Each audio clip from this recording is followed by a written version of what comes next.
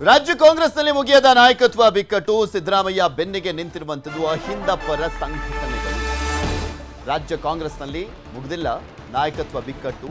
ಯಾವಾಗ ಮುಗಿಯುತ್ತೆ ಅನ್ನುವಂಥದ್ದು ಕೂಡ ಗೊತ್ತಿಲ್ಲ. ಮುಗಿಯುತ್ತಾ ಅಥವಾ ಅದು ಹಂಗೆ ಕಂಟಿನ್ಯೂ ಆಗುತ್ತಾ ಕೊನೆವರೆಗೂ ಅನ್ನುವಂಥದ್ದೇ ಈಗಿರುವಂಥ ಕುತೂಹಲ. ಸಿದ್ದರಾಮಯ್ಯ ಬೆನ್ನಿಗೆ ಅಹಿಂದ ಪರ ಸಂಘಟನೆಗಳು ನಿಂತ್ಕೊಂಡಿದ್ದಾವೆ. ಮೈಸೂರಿನಲ್ಲಿ ಜನವರಿ 25ಕ್ಕೆ ಅಹಿಂದ ಸಮಾವೇಶಕ್ಕೆ ತೀರ್ಮಾನ. ಮುಂದಿನ ವರ್ಷ 25ನೇ ತಾರೀಕು ಅಹಿಂದ ಸಮಾವೇಶಕ್ಕೆ ತೀರ್ಮಾನ. ರಾಜ್ಯ ಹಿಂದುಳಿದ ವರ್ಗಗಳ ಜಾಗೃತ ವೇದಿಕೆ ತೀರ್ಮಾನ ಮಾಡಿದೆ. ಸಿಎಂ ಸಿದ್ದರಾಮಯ್ಯ ಬೆಂಬಲಿಸಿ ಅಹಿಂದ ಸಮಾವೇಶವನ್ನ ಮಾಡಲಾಗ್ತಾ ಇರುವಂಥದ್ದು. ವಸ್ತು ಪ್ರದರ್ಶನ ಆವರಣದಲ್ಲಿ ಅಹಿಂದ ಸಮಾವೇಶವನ್ನ ಮಾಡಲಾಗ್ತಾ ಇದೆ. ಸುಮಾರು 20ರಿಂದ 30 ಸಾವಿರ ಜನರನ್ನ ಸೇರಿಸಲಿಕ್ಕೆ ಪ್ಲಾನ್ ಅನ್ನ ಮಾಡಲಾಗಿದೆ. ಸಮಾವೇಶದ ರೂಪುರೇಷೆ ಬಗ್ಗೆ ಅಹಿಂದ ಮುಖಂಡರ ಚರ್ಚೆ ಆಗ್ಲಾಗ್ತಾ ಇದೆ. ಅಹಿಂದ ಸಮಾವೇಶ ಮೂಲಕ ಹೈಕಮಾಂಡ್ಗೆ ಸಂದೇಶ. ಸಿದ್ದರಾಮಯ್ಯ ರಾಜ್ಯಕ್ಕೆ ಎಷ್ಟು ಅನಿವಾರ್ಯ ಎಂಬುದನ್ನ ಹೈಕಮಾಂಡ್ಗೆ ತಿಳಿಸಲಿಕ್ಕೆ ಸಮಾವೇಶವನ್ನ ಆಯೋಜನೆ ಮಾಡಲಾಗಿದೆಯಾ ಅನ್ನುವಂಥ ಪ್ರಶ್ನೆನೂ ಕೂಡ ಸಹಜವಾಗಿ ಎದ್ದಿರುವಂಥದ್ದು. ಆದರೆ ಲಕ್ಷಾಂತರ ಜನ ಸೇರ್ತಾರೆ ಸಿದ್ದರಾಮಯ್ಯನವರು ಅಂತ ಬಂದಂಥ ಸಂದರ್ಭದಲ್ಲಿ ಅಹಿಂದ ನಾಯಕ ನೋ ಡೌಟ್. ಆದರೆ ಇಲ್ಲಿ ಸೇರ್ತಾ ಇರುವಂಥದ್ದು ಚಿಕ್ಕದಾಗೆ ಮಾಡ್ತಾ ಇದ್ದಾರೆ ಅಂತ ಕಾಣಿಸುತ್ತೆ. 20-30 ಸಾವಿರ ಅನ್ನುವಂಥದ್ದು ದೊಡ್ಡ ಸಮಾವೇಶ ಅಲ್ವೇ ಅಲ್ಲ, ಅದೊಂದು ಚಿಕ್ಕ ಸಮಾವೇಶನೇ. ಯಾಕೆಂದರೆ ಸಿದ್ದರಾಮಯ್ಯನವ್ರ ವಿಚಾರದಲ್ಲಿ ನಾವು ಸಿದ್ದರಾಮೋತ್ಸವ ಎಲ್ಲ ನೋಡಿದ್ವಲ್ಲ, ಲಕ್ಷಾಂತರ ಜನ ಸೇರಿದಂಥ ಸಮಾವೇಶ ಅದು. ಶಕ್ತಿ ಪ್ರದರ್ಶನ ಆಗಿತ್ತು. ಸಿದ್ದರಾಮಯ್ಯ ಯಾವ ರೀತಿಯಾಗಿ ಮಾಸ್ ಲೀಡರ್ ಅನ್ನುವಂಥದ್ದನ್ನ ತೋರಿಸಿತ್ತದು.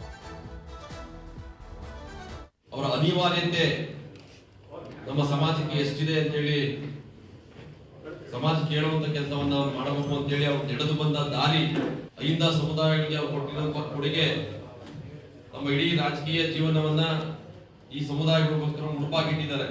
ಇವತ್ತು 2.5 ವರ್ಷಗಳ ಕಾಲ ಮುಖ್ಯಮಂತ್ರಿಗಳಾಗಿ ಒಂದೇ ಒಂದು ಕಪ್ಪು ಚುಕ್ಕೆಯಿಂದಲೇ ಆಡಳಿತವನ್ನು ನಡೆಸಿಕೊಂಡು ಬಂದಿದ್ದಾರೆ. ಅಂತ ಒಬ್ಬ ಅಹಿಂದ ಸಮುದಾಯದ ಅಸ್ಮಿತೆ ನಮ್ಮೆಲ್ಲ ತಳ ಸಮುದಾಯಗಳಿಗೆ ತಂದೆ ಸ್ಥಾನದಲ್ಲಿರುವಂತರು ಸಿದ್ದರಾಮಯ್ಯನವರು. ಇವತ್ತು ಮುಖ್ಯಮಂತ್ರಿ ಹುದ್ದೆ ಕುರ್ಚಿಯ ವಿಚಾರವಾಗಿ ಬಹಳಷ್ಟು ಗೊಂದಲ, ವಿವಾದವನ್ನ ಕರ್ನಾಟಕ ರಾಜ್ಯದಲ್ಲಿ ಆಗ್ತಾ ಇದೆ. ಇದರಿಂದ ಸಿಎಂ ಕುರ್ಚಿ ಆಸೆ ಕೈ ಬಿಟ್ರ ಡಿಸಿಎಂ ಡಿಕೆ ಶಿವಕುಮಾರ್ ಅನ್ನುವಂಥ ಪ್ರಶ್ನೆ ಸಹಜವಾಗಿ ಕಾಡುವಂಥದ್ದು. ಆದರೆ ಅದನ್ನ ಕೈ ಬಿಡುವಂಥ ಪ್ರಶ್ನೆನೇ ಇಲ್ಲ ಬಿಡಿ. ಯಾಕಂದ್ರೆ ಕೊನೆವರೆಗೂ ನಿರಂತರ ಹೋರಾಟ. ಡಿಸಿಎಂ ಆಗಿ ಮುಂದುವರಿಲಿಕ್ಕೆ ನನಗೆ ಸಂತೋಷ. ದೆಹಲಿಯಲ್ಲಿ ಡಿಸಿಎಂ ಡಿಕೆ ಶಿವಕುಮಾರ್ ಹೇಳಿಕೆಯನ್ನ ಕೊಟ್ಟಿದ್ದಾರೆ. ಯಾರಾದರೂ ನಾನು ಸಿಎಂ ಆಗಬೇಕು ಅಂತ ಹೇಳಕ್ಕಾಗತ್ತೆ? ಇವಾಗ ಸಿಎಂ ಆಸೆ ಇದ್ದೇ ಇರುತ್ತೆ. ಆದರೆ ಈ ಸಂದರ್ಭ, ಸಮಯ ಎಲ್ಲ ಇದೆಯಲ್ಲ, ಪರಿಸ್ಥಿತಿ ಇದೆಯಲ್ಲ, ಅದು ಕೆಲವೊಮ್ಮೆ ಹೇಳಿಕೆಗಳನ್ನು ಬದಲು ಮಾಡುತ್ತೆ. ಕಿತ್ಕೊಂಡು ಡಿ ಕೆ ಶಿವಕುಮಾರ್ ಮುಖ್ಯಮಂತ್ರಿ ಆಗ್ಲಿಕ್ಕೆ ಆಗೋದಿಲ್ಲ, ಮನವೊಲಿಸಿನೇ ಆಗಬೇಕು. ಆದರೆ ಇಲ್ಲ ಅಂದರೆ ಕಾಂಗ್ರೆಸ್ಗೂ ದೊಡ್ಡ ಲಾಸು, ಡಿ ಕೆ ಶಿವಕುಮಾರ್ ಅವ್ರಿಗೂ ಬಹುದೊಡ್ಡ ಲಾಸ್ ಅದು. ರಾಹುಲ್ ಗಾಂಧಿ ನಿನ್ನೆ ವಿದೇಶದಿಂದ ಬಂದಿದ್ದಾರೆ. ರಾಹುಲ್ ಗಾಂಧಿಗೆ ಯಾವುದೇ ತೊಂದರೆ ಕೊಡಲ್ಲ. ದೆಹಲಿಯಲ್ಲಿ ನಾನು ಯಾರನ್ನೂ ಕೂಡ ಭೇಟಿ ಆಗ್ತಾ ಇಲ್ಲ. ಅಹಿಂದ ಸಮಾವೇಶ ಮಾಡೋರು ಮಾಡಲಿ, ಸಂತೋಷ. ಡಿಸಿಎಂ ಆಗಿ ಮುಂದುವರಿಲಿಕ್ಕೆ ನನಗೆ ಸಂತೋಷ. ದೆಹಲಿಯಲ್ಲಿ ಡಿಸಿಎಂ ಡಿ ಕೆ ಶಿವಕುಮಾರ್ ಅವರ ಹೇಳಿಕೆ ಇದು. I can't disclose what all we discussed. We all have joined together, we have worked together, we have brought government together, and every party worker of the state has given their life, given their sweat, and all of them could support to win. And I am very grateful to the people of this Karnataka that they gave us a massive mandate, and whatever we had promised to them, we have delivered to them. We will continue to do so. And I'm very happy the High Command also gave me a very free hand.